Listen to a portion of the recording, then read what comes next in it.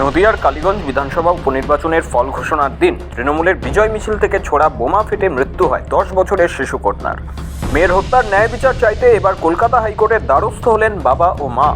বৃহস্পতিবার কলকাতা হাইকোর্টে এসে মেয়ের হত্যার ন্যায় বিচার চাইতে মামলা দায়ের করলেন তারা। এখনও লাগাতার হুমকি পাচ্ছেন বলে জানান নাবালিকার বাবা। প্রশ্ন তোলেন কেন এতদূর তাদের হাইকোর্টে আসতে হলো। এ নিয়ে মুখ্যমন্ত্রীকে জিজ্ঞাসা করার কথাও বলেন নাবালিকার মা।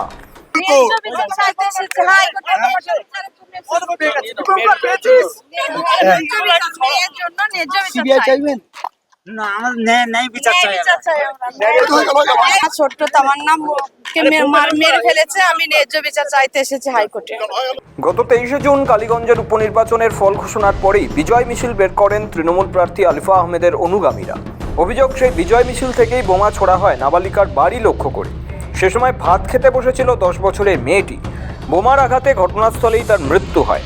এই ঘটনার রেশ এখনও কাটিয়ে উঠতে পারেননি পরিবার। মেয়ের মৃত্যুর খবর পেয়ে ওড়িশা থেকে বাড়ি ফেরেন শিশুকন্যার বাবা। শোকস্তব্ধ বাবা মায়ের একমাত্র দাবি দোষীদের ফাঁসি হোক। পরিবারের পক্ষ থেকে 24 জনের নামে লিখিত অভিযোগ দায়ের করা হয়েছে। ইতিমধ্যে এই ঘটনায় অনেককে গ্রেফতার করেছে পুলিশ। তদন্ত চলছে।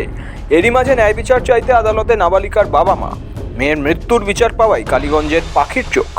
শৌভিক সান্যালের রিপোর্ট, সময়, কলকাতা।